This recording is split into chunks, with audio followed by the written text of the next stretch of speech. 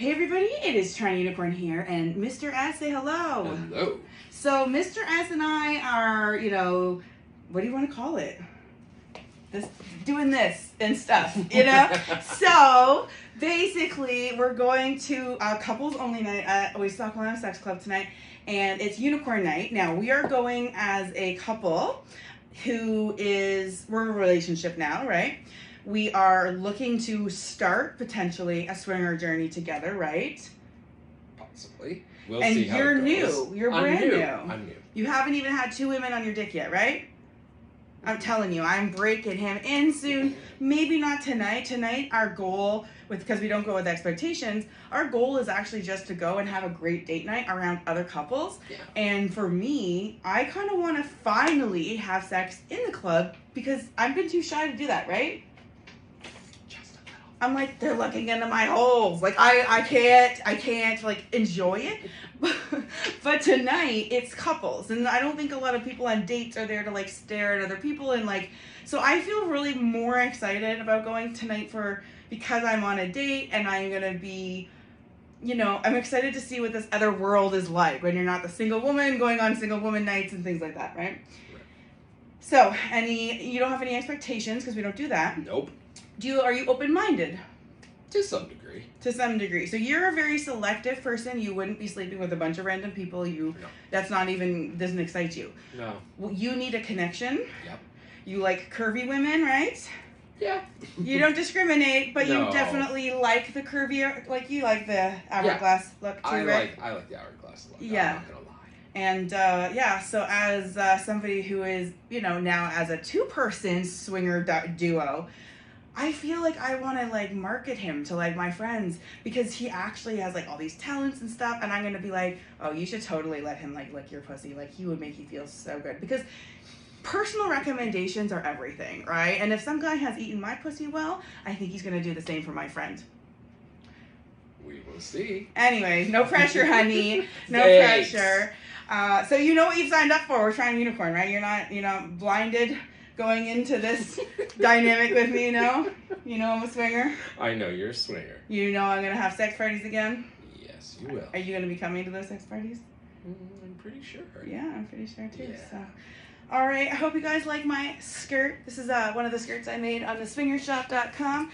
Full disclosure, you do have to hem it to be the slut length. They only come down to here on the website. I'm saying slut length with admiration because I obviously chose this length. Okay. All right, let's go to Oasis. Yeah? Not a mistake.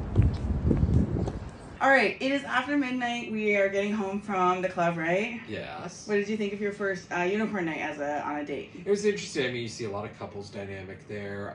There was a few unicorns and everything, but it's like you say, like, it's very hard for a unicorn to succeed because they feel very out of place with all the couples there. Unless they're pursued by a couple, it doesn't seem to be like you say it. Yeah. It's not the energy's not there like you would think it would be. We did meet a couple single women tonight, and I was talking to some of them who are viewers of my channel, and I said to her, I was like, you do know you'll get more attention when single men are here? And she like looked at me, and I was like, honey, it's like fish in a barrel. Like, here you're like, I even waited, I'm like, shh. Like waiting. Like, I even did this in the middle of the club, you saw. Yeah. So here's the thing. We had a great time. We made out in the pool. I felt good about it. I didn't think anybody was staring at us. That's a big deal for me. I like that feeling better. And we went and we perved, which is what I like to call going upstairs, watching the people have sex and stuff. And what did you think of that? Oh, it was interesting. I mean, you get to see so many different acts going on and different dynamics going on all around you. We saw group sex. We saw threesomes. We saw a lot of 2 people having sex. We saw a lot of people sharing space really creatively because there was not enough space. Yes. Technically, I was open-minded to actually having sex there, but we couldn't actually find the right space or the right energy, and so we did have some fun. I did suck some D, and if you're on YouTube, that's why you heard the word D. And if you come to my podcast, I have a few of them. I'm uncensored and unleashed. So anyways, I had a lot of fun going. I enjoy being able to be with a partner, to walk around and explore with somebody. There's just a different feeling when you're with somebody on a date and you don't have to work so hard for that dick, So I had a good time. We did point out some people that we thought were attractive, and we got on. I told him he was feeding my AI language model with like, oh, tell me which women you're attracted to. So it was interesting because I was like learning, like, oh, okay, I can. That one's your type. That one's your type. But we're still at that fun phase of just deciding, like, oh, do you think she's cute? Like, we're not ready for giant, swaps and swings right now. And I think that's what's really interesting is when I was upstairs watching the people fool around and have sex, it wasn't that I was too nervous to have sex there in front of people. It's that I didn't think I would enjoy it if I did. That's a different holdback, right? That's me saying I will feel exposed potentially and not very aroused. Like that would be a problem.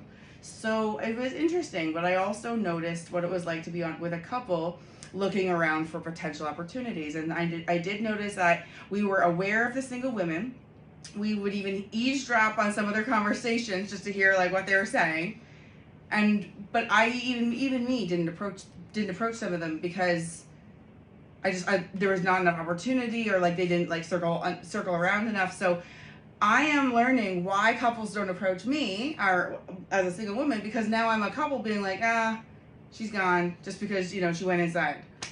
Yeah. Like I thought about it. Or some of them just don't know when to stop talking. Yeah, that's true too. Some people are really socially, trying their best to get through a weird environment, and it can manifest in being too chatty, sometimes oversharing. I'm an oversharer, but I can really overshare if I'm nervous.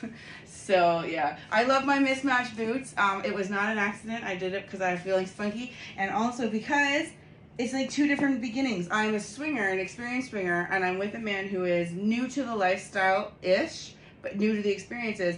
And so I'm having a new experience being in a couple instead of the single women. And that's kind of like the shoes. I'm like dipping into two different worlds now. So that's very fun. Yeah. So if you want to come to my fan page, you can see what happens when YouTube doesn't look.